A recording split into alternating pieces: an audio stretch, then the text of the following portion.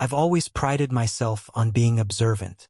20 years of marriage to Elena had honed my ability to read her moods, her silences, her subtle shifts in tone.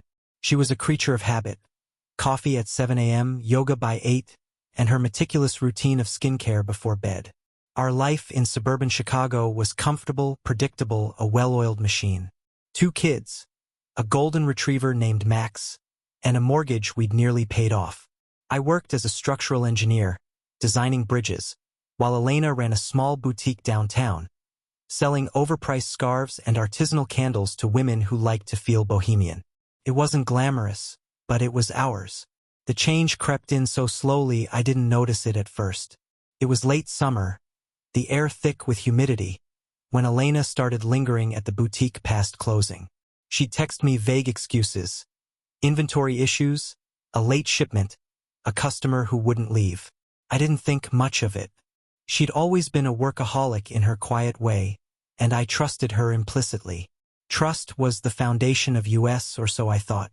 But then came the mornings she'd skip yoga, her mat untouched in the corner of our bedroom. She'd sit at the kitchen table, staring into her coffee, her hazel eyes distant, like she was somewhere I couldn't reach. One evening, I came home early from a site inspection. The house was quiet, the kids at a sleepover, Max dozing on the couch. Elena wasn't there. Her car was gone, and her phone went straight to voicemail. I waited, pacing the hardwood floors, the unease growing like a knot in my chest. She walked in at 11 p.m., her hair slightly mussed, her cheeks flushed. "Sorry," she said, avoiding my gaze. "Last-minute client meeting." Her voice was steady, but there was a tremor beneath it, a crack I couldn't ignore. She smelled faintly of citrus and something muskier, not her usual lavender perfume. I asked who the client was. "Oh, just someone from the neighborhood," she replied, brushing past me to the kitchen. That was the first lie I caught. The next week, I found a receipt in her purse while looking for the car keys. $87 at a wine bar I'd never heard of. Dated the night she'd been working late. We didn't drink much. She preferred tea. I held the crumpled paper, my fingers trembling, and told myself it was nothing. A business expense, maybe, but the knot tightened. I started watching her more closely. Her quick glances at her phone, the way she'd angle the screen away from me, the sudden need for girls' nights with friends I'd never met. Elena was slipping away, and I was too stubborn to admit it. I wanted to believe in her, in us, but belief is a fragile thing, and mine was starting to fracture. By October, the cracks were undeniable. Elena's boutique had a new regular, a man I'd never seen before. I'd stopped by one afternoon to bring her lunch, chicken salad on rye, her favorite, and there he was, leaning against the counter, laughing at something she'd said. He was tall, broad-shouldered, with a jawline that looked carved from stone. His hair was dark, streaked with silver, and he wore a tailored coat that screamed money. Elena introduced him as Marcus, a consultant helping with the shop's finances. His handshake was firm, his smile too warm, and his eyes lingered on her a beat too long. Marcus started showing up in our conversations. "Marcus thinks we should rebrand," she'd say over dinner, or "Marcus suggested a new supplier." I'd nod, forcing a smile, while my mind churned. Who was this guy? I asked casual questions, where he was from, what his credentials were, but Elena's answers were vague. "He's just good at what he does," she'd say, and change the subject. I didn't push. Not then. I wasn't ready to face what I already suspected. One night I couldn't sleep. Elena was downstairs, supposedly working on invoices, but I heard her voice. Soft, lilting, the tone she used to use with me when we were young and reckless. I crept to the stairs, my bare feet silent on the carpet, and listened. She was on the phone, giggling like a schoolgirl. "You're ridiculous," she whispered, then paused. "Tomorrow, then. Same place." My heart thudded so loud I thought she'd hear it. She hung up, and I retreated to bed, pretending to be asleep when she slipped in beside me. Her warmth felt foreign now, like it belonged to someone else. The next day I followed her. It was impulsive, stupid even, but I couldn't stop myself. After she left the boutique, I trailed her silver sedan in my truck, keeping a safe distance. She didn't go home. She drove to a sleek high-rise downtown, parked, and disappeared inside. I waited, my hands gripping the wheel, until she emerged an hour later with Marcus. They stood close, too close, her hand brushing his arm as they laughed.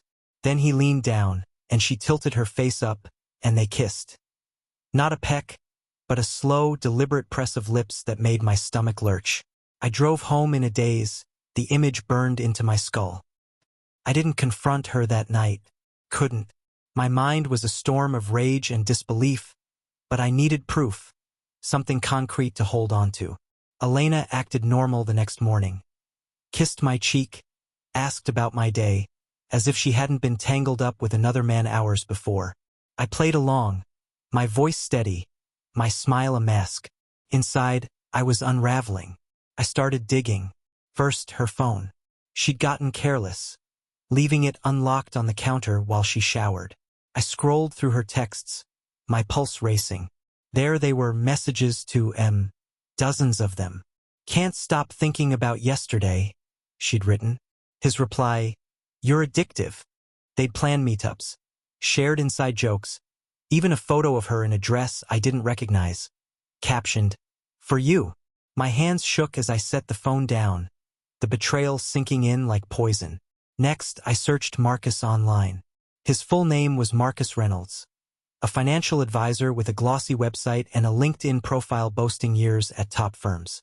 He was divorced, no kids, lived in that high-rise I'd seen. I found his Instagram private, but his profile picture showed him on a yacht, grinning, the kind of man who thrived on charm and excess. I hated him instantly, viscerally, but I hated myself more for not seeing it sooner. Elena's lies grew bolder. She'd say she was meeting a supplier, then come home with no receipts, no details. I'd ask questions and she'd snap, accusing me of being controlling.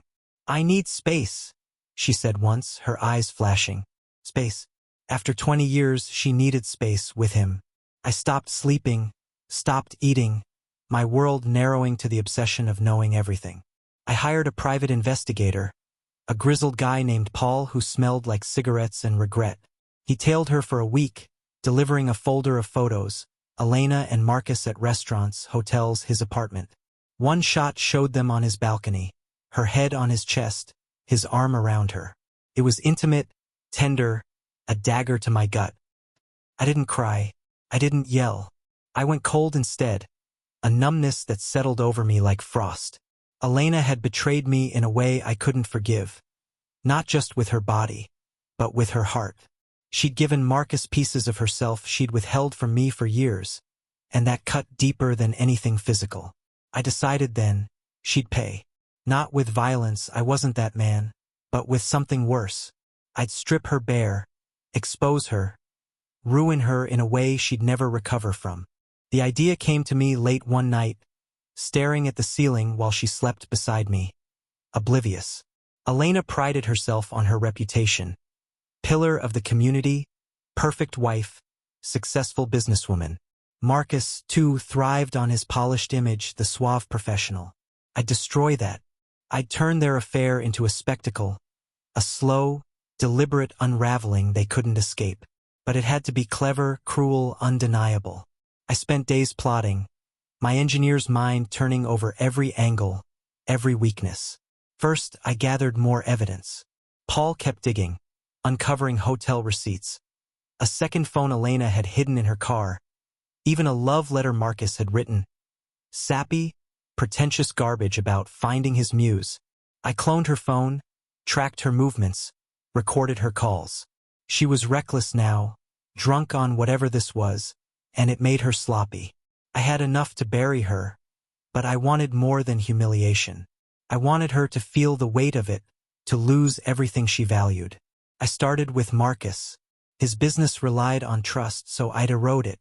I created anonymous accounts online, posting subtle rumors on forums, hints of financial misconduct, whispers of shady deals. Nothing provable, just enough to plant doubt.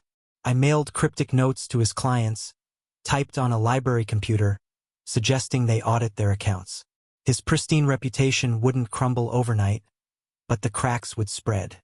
For Elena, I'd wait. Her punishment would be personal, public, a masterpiece of revenge tailored to her vanity. The plan began with a dinner party. Elena loved hosting, showing off her boutique's aesthetic to our friends, linen tablecloths, artisanal cheeses, the whole pretentious spread. I suggested it casually one morning, watching her eyes light up. "Great idea," she said, already planning. I invited our usual crowd, neighbors, her yoga buddies, my coworkers, plus a few wild cards. Clients of Marcus I'd tracked down through Paul. Elena didn't know they were connected to him. I wanted him there too, so I told her to invite her consultant friend. She hesitated, then agreed, her smile tight. The night arrived, crisp and clear, our backyard glowing with string lights. Elena was radiant, flitting between guests in a silk dress, oblivious to the trap closing around her. Marcus showed up late, all charm and confidence, shaking hands like he owned the place. I watched them from across the lawn, their stolen glances, the way her fingers brushed his when she handed him a glass of wine. My stomach churned, but I kept my composure, playing the genial host. Halfway through the evening, I dimmed the lights and projected a slideshow on the patio wall, supposedly a tribute to our 20 years together. Photos of us flashed up, our wedding, the kids' births, vacations. The guests cooed and clapped. Then came the twist. I'd spliced in images from Paul's folder, Elena and Marcus at the wine bar, the hotel lobby, that balcony embrace.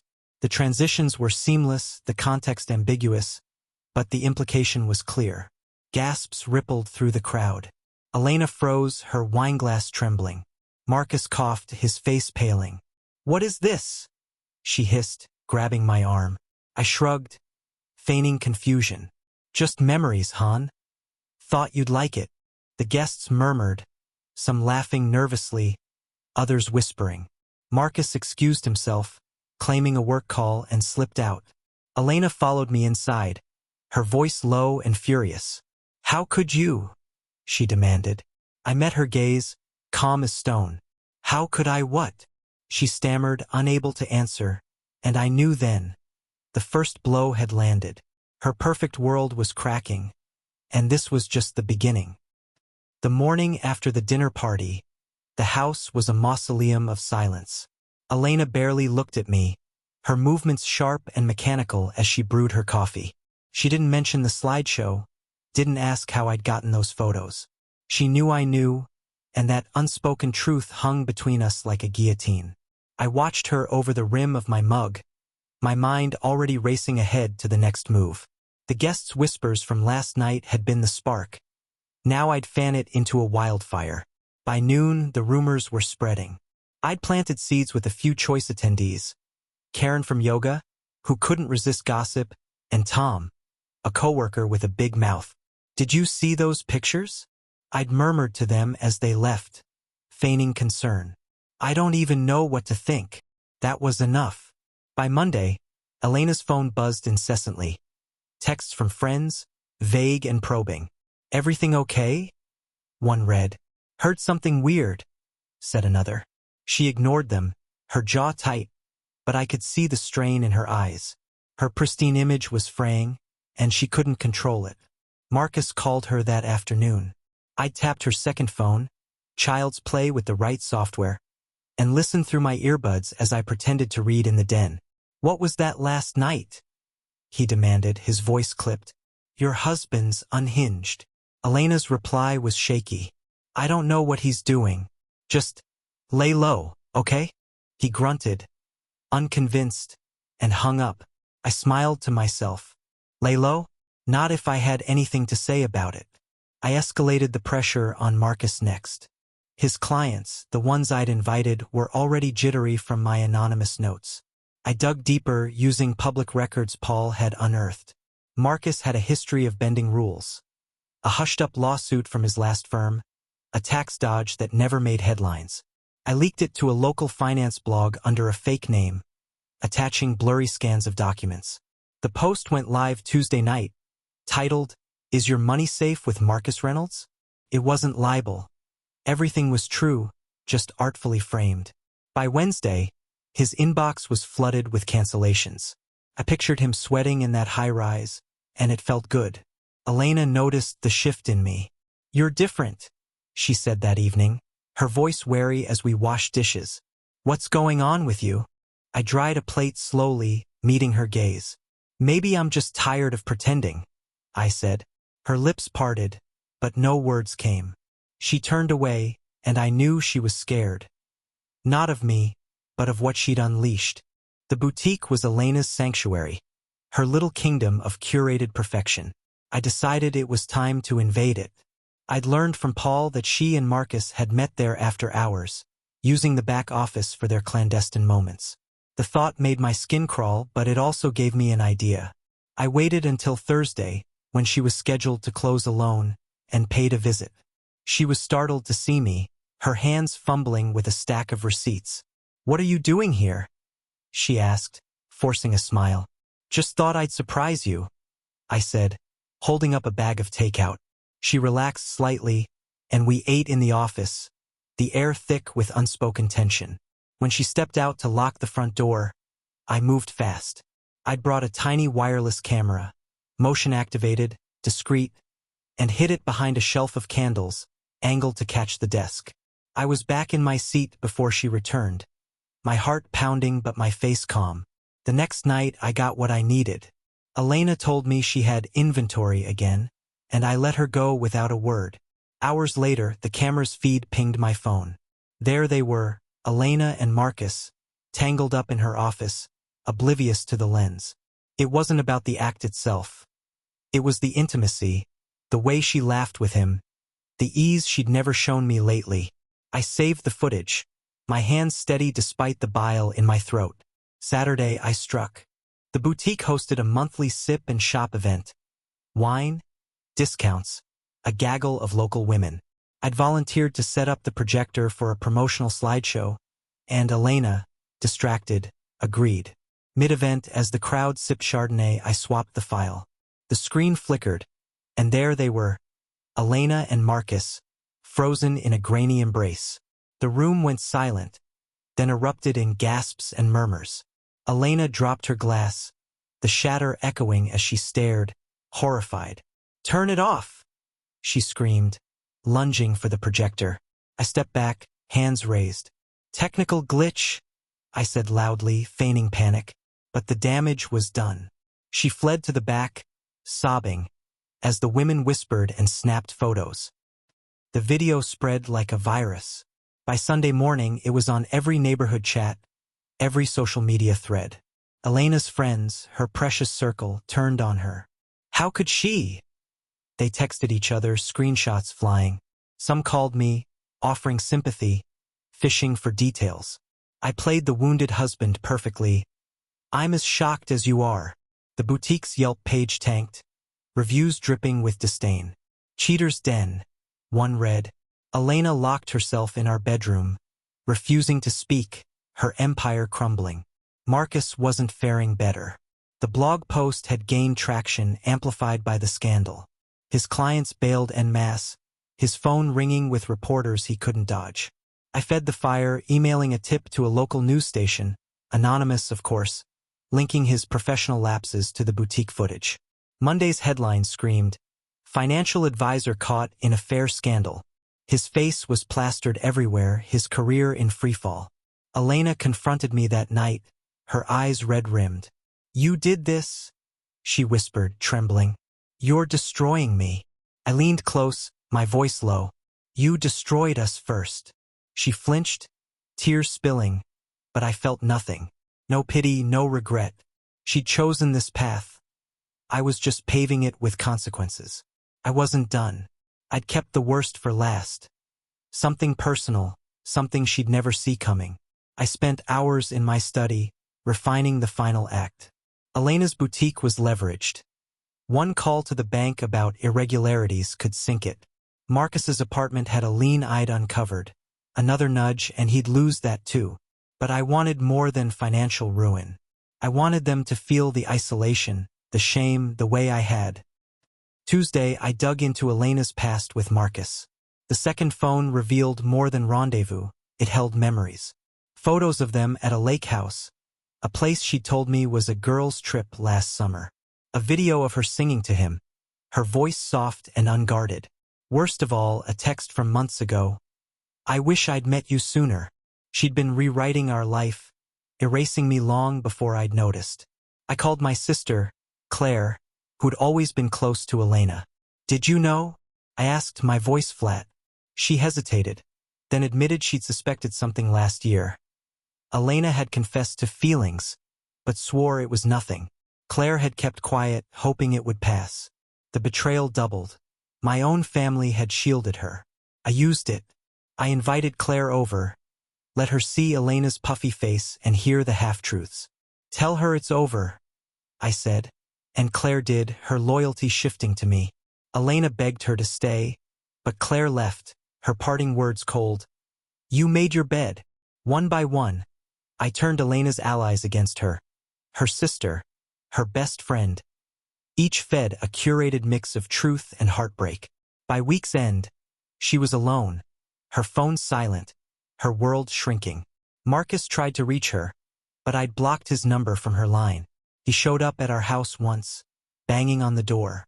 I met him outside, calm as ice. Leave or I call the cops, I said. He glared, but backed off, his bravado gone. I'd broken their connection, their lifeline. Now they'd drown separately. Friday, I delivered the killing blow. Elena's boutique was her pride, her identity. I'd found a buyer weeks ago, a competitor eager to expand. I forged her signature on a sale agreement, using a document she'd signed for our mortgage as a template. It wasn't legal, but it didn't need to be. The chaos would bury the details. I emailed the buyer from her account, confirming the deal, then tipped off the bank about discrepancies in her books. Half true, thanks to Marcus's sloppy consulting. Saturday, the buyer showed up at the boutique claiming ownership. Elena, frantic, called me from the shop. They're taking everything, she cried. I feigned shock, promising to help, then hung up. The bank froze her accounts that afternoon, citing fraud. She came home a wreck, sobbing about losing it all. I nodded, sympathetic, while inside I felt a grim satisfaction. Marcus's turn came next. I'd hired a hacker, untraceable, expensive, to drain his offshore account. A nest egg Paul had found. The money vanished overnight, rerouted to charities in Elena's name. His apartment lien triggered an eviction notice the same day. I pictured him scrambling, furious, powerless. They'd lost their anchors, her shop, his wealth, and I'd made it look like fate. That night, Elena sat across from me, broken. Why? She whispered. I leaned forward, my voice steady. Because you chose him over me. She had no reply, no defense. The revenge was complete. Not loud or bloody, but surgical, devastating. I'd taken their lives apart piece by piece, and they'd never recover. The days after the boutique's collapse were eerie, quiet in a way I hadn't anticipated. Elena moved like a ghost through the house, her eyes sunken, her voice reduced to monosyllables. She didn't fight back, didn't accuse me anymore. She just existed, a shell of the woman I'd married. The kids, teenagers now, noticed the shift. What's wrong with Mom? Our daughter Lily asked one morning, her brow furrowed. I shrugged, mumbling about stress at work. They didn't know the full story, and I intended to keep it that way. This was between Elena and me. Marcus disappeared from the radar.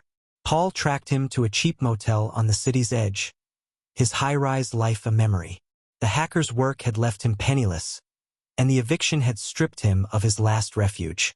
I heard through the grapevine, Tom, always eager with updates, that Marcus was begging old clients for loans, his charm replaced by desperation. I didn't gloat outwardly, but inside, I savored it. He'd been her knight, her escape, and now he was nothing. The neighborhood buzzed with the scandal's fallout. Elena's boutique was gutted, its sign replaced by the competitor's logo within a week. Friends stopped calling, invitations dried up. At the grocery store, I caught women whispering as I passed, their pitying glances aimed at me, the wronged husband. I played the part, head down, a tight smile, while secretly relishing their disdain for her. The revenge had worked better than I'd dreamed, a slow poison seeping into every corner of her life. But the victory felt hollow. Late at night, alone in my study, I'd replay the moments, her laugh with him, the photos, the lies. I'd won, hadn't I? She was ruined, he was broken, and I stood tall. Yet sleep eluded me. The house, once warm with our shared history, was a mausoleum now, its silence accusing. I'd dismantled her world, but mine was in pieces too. I poured a whiskey, staring at the amber liquid, and wondered if this was what justice felt like. Cold, empty, a Pyrrhic triumph. Elena tried to talk once, a feeble attempt at reconciliation. "Can we fix this?" she whispered, standing in the kitchen doorway. Her hair was unwashed, her hands twisting a dish towel. I looked at her, really looked, and saw a stranger. "Fix what?" I replied, my voice flat. She flinched, retreating upstairs. That was the last time she reached out. The kids became my anchor, the only thing tethering me to normalcy. But even that frayed. Lily, sharp and perceptive, started piecing things together. Overheard arguments, the boutique's sudden sale, her mother's collapse. One night, she cornered me in the garage, her arms crossed. "Did Mom cheat on you?" she asked, her voice trembling. I froze, the wrench in my hand forgotten. "It's complicated," I said finally, avoiding her gaze. She didn't press, but the distance grew. She spent more time at friends' houses, her trust in us eroding. Jake, our son, was quieter, internalizing it all. He'd always been Elena's shadow, trailing her at the boutique, proud of her little empire.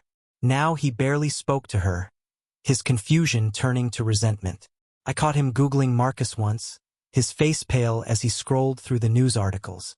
"Is this why?" he asked me later, holding up his phone. I nodded, and he walked away, shoulders slumped. I'd protected them from the worst, but the truth had claws, and it was sinking in. Elena noticed their withdrawal too. She tried to engage them, offering to cook their favorite meals, asking about school, but they'd brush her off, their responses curt. One evening, she broke down at the dinner table, tears splashing onto her untouched plate. "I'm still your mother," she sobbed. Lily stared at her fork. Jake left the room, and I sat there, silent. I hadn't planned this part, the collateral damage to our family, but I didn't stop it either. She'd built this rift, I told myself. Not me. I started spending more time at work, designing bridges that felt sturdier than my life. Colleagues tiptoed around me, sensing the shift but not asking. The numbness grew, a shield against the chaos I'd unleashed. I'd check the camera feeds occasionally, an old habit, but Elena didn't leave the house anymore. She'd lost her spark, her fight, and I wondered if I'd taken too much, if the revenge had consumed her entirely. Weeks turned to months, and the dust settled into an uneasy stasis.